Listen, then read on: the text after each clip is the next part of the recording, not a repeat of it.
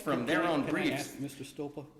Maybe I'm confused with some other case, but I thought the letter we're talking about, we're talking about the one that was teed up in an earlier summary judgment hearing. Well, and I understand your confusion, okay, because I think that the record is confusing, and I think that the... Well, if you look at page 527 of the record, you say, the letter before you, dated August 11, 2010, is a very similar argument to the one I just made. That's where the argument starts. Other side proffers. Other side gets the letter from the judge that the judge has, and it's discussed as being the August 11, 2010 letter. Why doesn't that get this to having been I mean, it looks to me like from the transcript of the proceedings here that we're talking about a letter dated August 11, 2010. Well, if that's the case, Judge, if you're talking about a letter dated August 11, 2010, then they don't have any argument on appeal that that letter is defective. They do not even mention the August 11, 2010 letter in their initial brief. It is not even mentioned in their initial brief. You cannot possibly reverse saying that the August 11, 2010 letter is sufficient or complies with paragraph 22 or substantially complies or anything like that at all, because you look at their initial brief and they don't even mention that letter. Please look at the first page. They identify the demand letter on page 1 of their initial brief as the April 11, 2011 letter. That's the letter that they are seeking appellate review of. Okay? That's the only issue that they are seeking appellate review of. How does that differ from the August letter? Well, they were sent to different. They're sent to different addresses. For one, they have different. Is the substance the same? The defaults are different. I mean, could it be that it's a typo? They meant August versus. No, it's not. There are different letters. Two different letters. There are two different letters. And Judge, I think it's important that you understand. Not only do they. So I understand, Judge Larry, you appear to be looking at the August 11, 2010 letter and thinking, especially since you wrote Malam, even though I'd like to think you're rewriting that on my motion for rehearing, you may be looking at that thinking, well, that Malam says that this letter is sufficient. That letter's not even before you. They didn't even appeal the content of that letter. It's not in their brief, right? They talked about the content of that letter for the first time in their amended reply brief. But you all know the many cases that say you can't raise the issue on appeal for the first time in reply. I wasn't even given an opportunity to brief that issue. Was there a motion to strike the reference to that letter in the reply brief? Well, I don't think that that's necessary in order to prevent them from trying to argue it for the first time on reply. And I did do a motion to strike on other grounds, and the portion of the brief was stricken to comply with page limits. But they can't raise that issue for the first time in reply. The issue that they brought is the content of the April 11th, 2011 letter. But, Your Honors, when you talk about preservation, my opponent even hinted on this, I want to be clear that you can look at their briefs and can tell just from looking at their briefs that these issues before you are not preserved. For instance, from page 13 of their initial brief, based upon the trial transcript, there is no way of knowing what demand letter or mortgage the trial court reviewed in making its decision. Based upon the trial transcript, there is no way of knowing what demand letter or mortgage the trial court reviewed in making its decision. You can't reverse based on the content of the August 2011 letter or even the April 2011 letter, where they're acknowledging in their own briefs they don't even know what letter was before the court. Or here's their amended reply brief, page 7. They start out this paragraph saying, the record and transcript do not contain any testimony identifying or authenticating the letter before the trial court at the time it granted the motion for involuntary dismissal. So what is the issue on appeal? What's the letter on appeal? Their own briefs show that we don't even know what they're talking about. So, Your Honor, you can't, Judge Larry, this gets back to your question where you're asking me about the content of the letter, and the only way that I can affirm is by showing this letter is, that this defect is a defect. I respectfully submit that's just not the case. We affirm based on the preservation issues alone, and not just based on which letter it is, but my opponent talked about Malam. My opponent talked about Gorel and Vasilevsky. Gorel and Vasilevsky deal with the concept of prejudice in the paragraph 22 context, right? The concept of prejudice. They did not argue prejudice below in any way. The word prejudice is not even mentioned in the trial transcript. It is not even mentioned. And they didn't raise the issue in their briefs either. You don't get to come into an appellate court and file a notice of supplemental authority and try to get a reversal on a concept of prejudice that was not argued below or set forth in the briefs. It's almost like ipso facto they agreed that prejudice wasn't part of the analysis by agreeing to have the case turn, the motion for involuntary dismissal, argued before trial based on the content of the letter. I think you make a good point on the date of the letter, but indulge me for a moment and explain to me. I think the difficulty that you identify in the specification of the default is the same in both letters. That is to say, it is unspecific about the reason for the non-payment.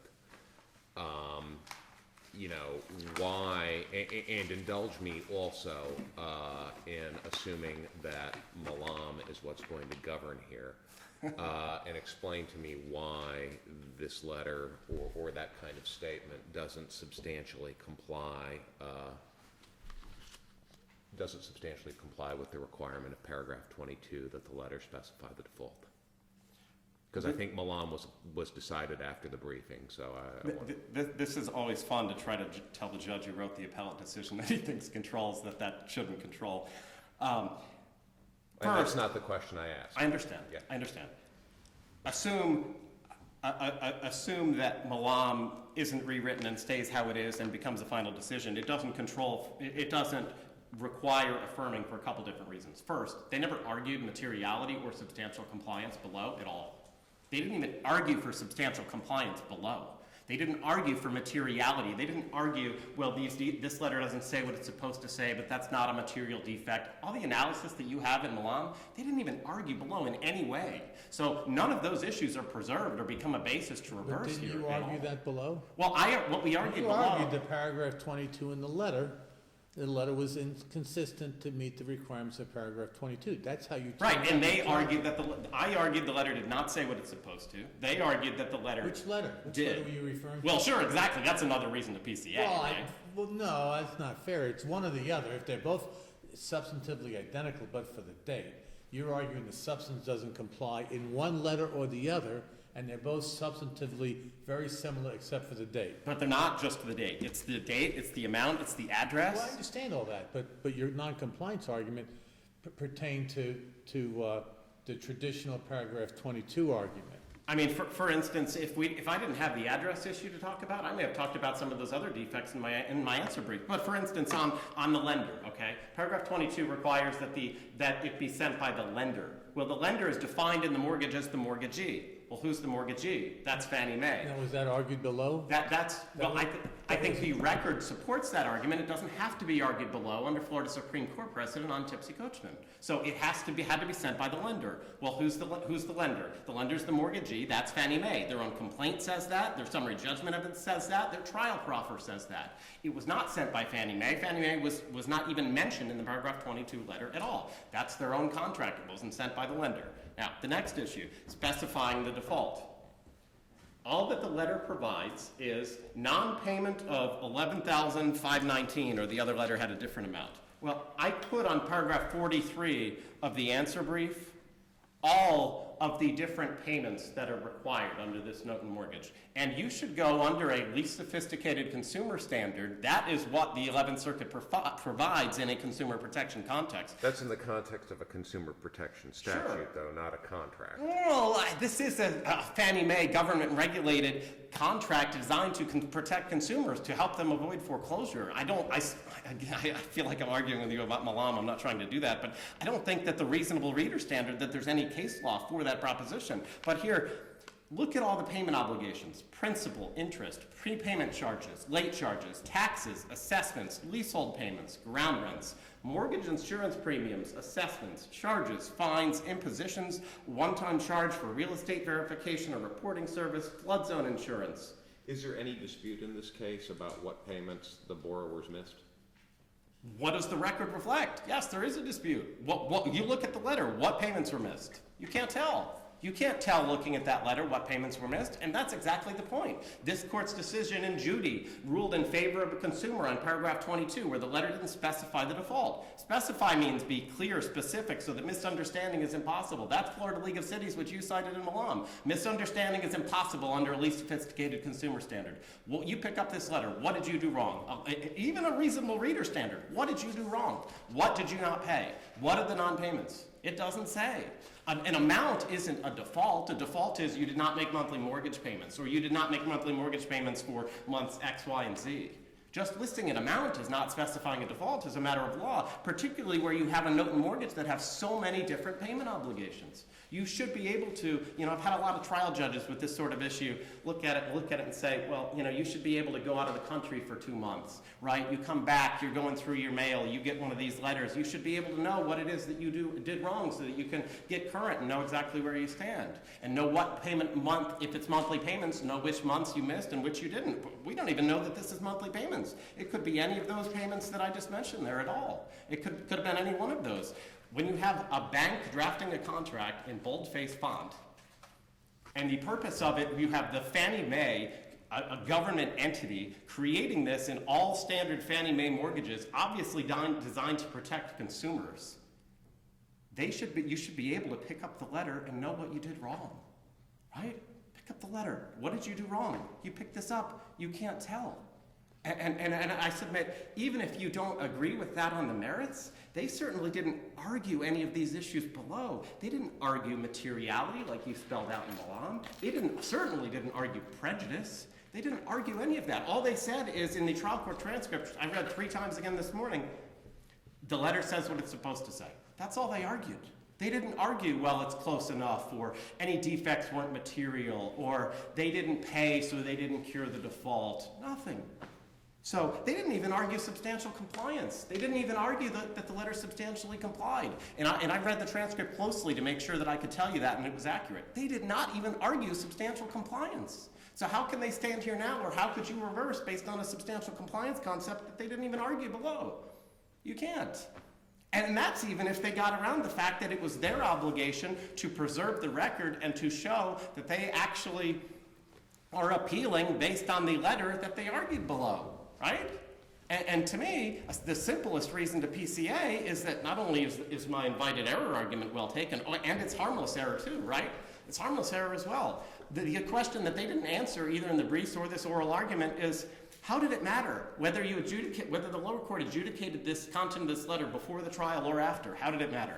Based on what they argued, not arguing prejudice, not arguing substantial compliance, not arguing materiality, not arguing that they never cured the default, it didn't matter. So it's also harmless error. He argued, well, it's fundamental error. I gave you a Florida Supreme Court case called Armstrong and a FTCA case called Weber that shows even if it was that the concept of invited error applies even if it was fundamental error.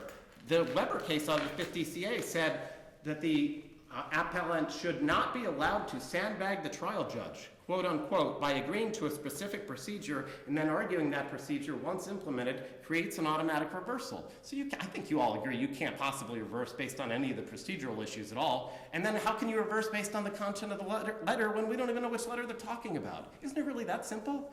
We don't even know which letter they're talking about. And according to their own briefs, both briefs acknowledge we don't even know which letter they're talking about, right? And the only brief that they sought appellate review on, the April 11, 2011 letter, take again back to page 1 of their own brief, the April 11th, 2011 letter is the only letter that they seek appellate review on. And the transcript reflects that letter wasn't even before the court. The transcript that Judge Solari, you told me in your first question was so clear on which letter was before the court. It was not the letter that they're seeking appellate review on.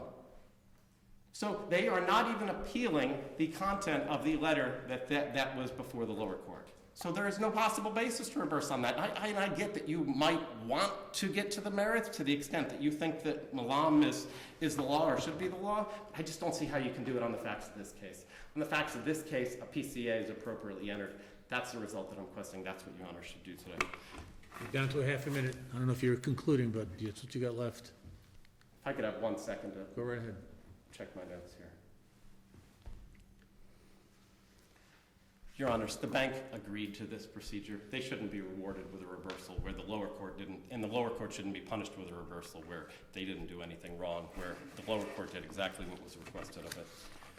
I ask that you be seated today. Thank you. All right, thanks a lot. Mr. Rosenberg, I think you had 5 minutes for rebuttal. Yes, thank you, Judge. May it please the court? So part of the issue that my opponent brought up, Mr. Stoper brought up, is these concept of the two demand letters, the two demand letters. Now, I'll just say that part of the problem with this case is that no evidentiary procedures were followed. The motion for involuntary dismissal Well, happened. let's get past that. Let's Yes. assume it's invited error. How do you get into this April 11th versus August 11th argument? Yes, so after the dismissal happened, Fannie Mae proffered the August 11th, 2010 letter into evidence. That's the one for appellate review. And was that the one argued in the brief?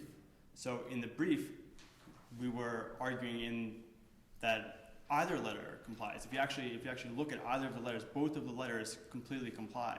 But the problem was we didn't know, it wasn't clear which one the trial court was actually looking at. And now if you look at the transcript, it does say 2010 one. And that was the one that was actually proffered into evidence by Fannie Mae. But part of the problem here. That was the April 11th letter. That was the one that was proffered into evidence was the August 11th letter. But there also was an April 11th letter, but both of them are the same. And all the points raised by Mr. Stopa, they're exactly the same. They don't differ. They might differ in a this versus that, but they're exactly the same. That's not the argument you're making in your brief. You're relying on the contents of the April letter.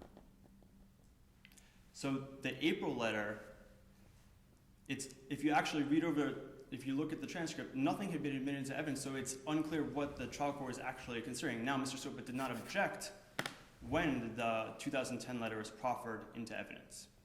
So you can assume that the trial court was looking at the 2010 letter.